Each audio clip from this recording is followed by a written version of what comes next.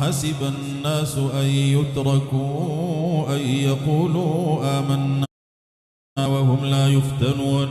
ولقد فتنا الذين من قبلهم فليعلمن الله الذين صدقوا وليعلمن الكاذبين أم حسب الذين يعملون السيئات أن يسبقونا ساء ما يحكمون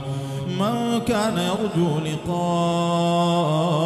الله فإن أجل الله لآت وهو السميع العليم ومن جاهد فإنما يجاهد لنفسه إن الله لغني عن العالمين والذين آمنوا وعملوا الصالحات لنكفرن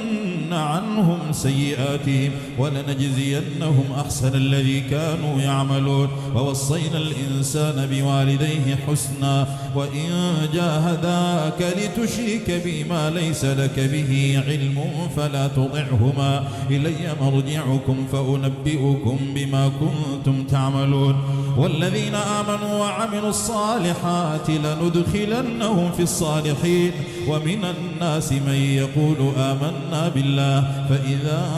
أوذي في الله جعل فتنة الناس كعذاب الله ولئن جاء نصر من ربك ليقولن إنا كنا معكم أوليس الله بأعلم بما في صدور العالمين وليعلمن الله الذين آمنوا وليعلمن المنافقين وقال الذين كفروا للذين آمنوا اتبعوا سبيلنا ولنحمل خطاياكم وما هم بحاملين من خطاياهم من شيء إنهم لكاذبون وليحملن أثقالهم وأثقالا مع أثقالهم وليسألن يوم القيامة عما كانوا يفترون ولقد أرسلنا نوحا إلى قومه فلبث فيهم 1000 سنة إلا 50 عاما فأخذهم الطوفان وهم ظالمون فأنجيناه وأصحاب السفينة وجعلناها آية للعالمين وإبراهيم إذ قال لقومه اعبدوا الله واتقوه ذلكم خير لكم إن كنتم تعلمون وإبراهيم إذ قال لقومه اعبدوا الله واتقوه ذلكم خير لكم إن كنتم تعلمون إنما تعبدون من دون الله أوثانا وتخلقون إفكا إن الذين تعبدون من دون الله لا يملكون لكم رزقا فابتغوا عند الله الرزق واعبدوه واشكروا له إليه ترجعون وإن تكذبوا فقد كذب من قبلكم وما على الرسول إلا البلاغ المبين أولم يروا كيف يبدئ الله الخلق ثم يعيده إن ذلك على الله يسير قل سيروا في الأرض فانظروا كيف بدأ الخلق ثم الله ينشئ النشأة الآخرة إن الله على كل شيء قدير يعذب من يشاء ويرحم من يشاء وإليه تقلبون وما أنتم بمعجزين في الأرض ولا في السماء وما لكم من دون الله من ولي ولا نصير والذين كفروا بآيات الله ولقائه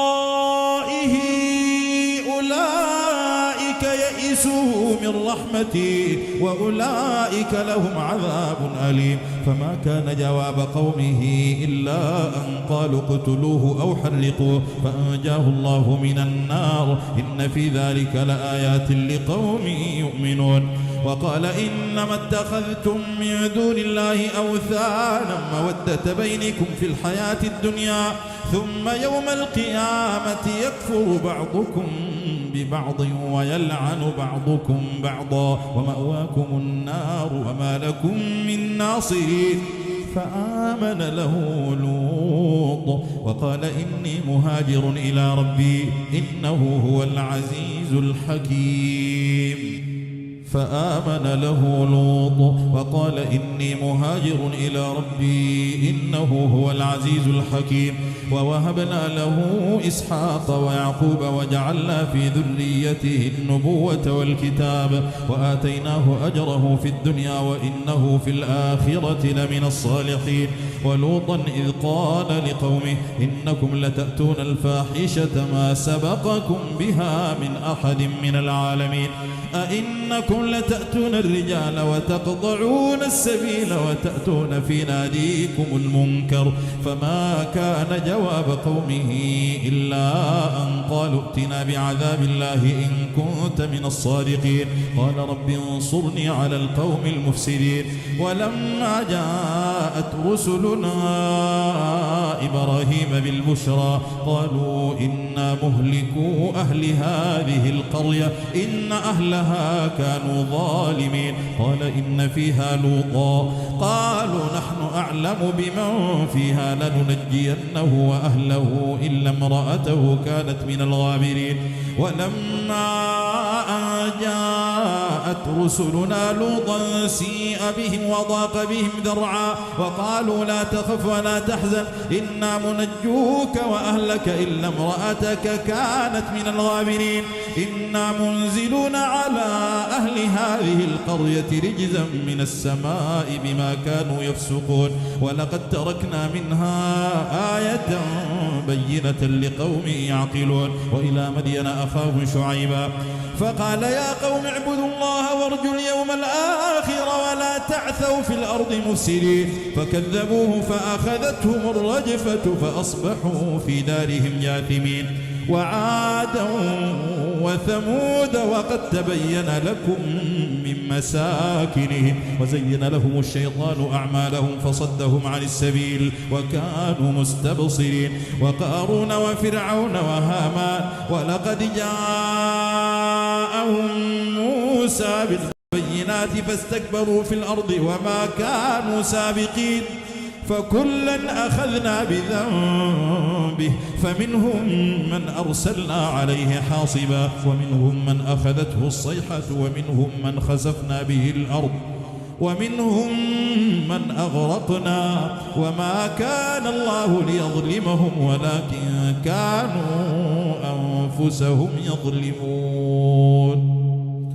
مثل الذين اتخذوا من دون الله أولياء كمثل العنكبوت اتخذت بيتها وإن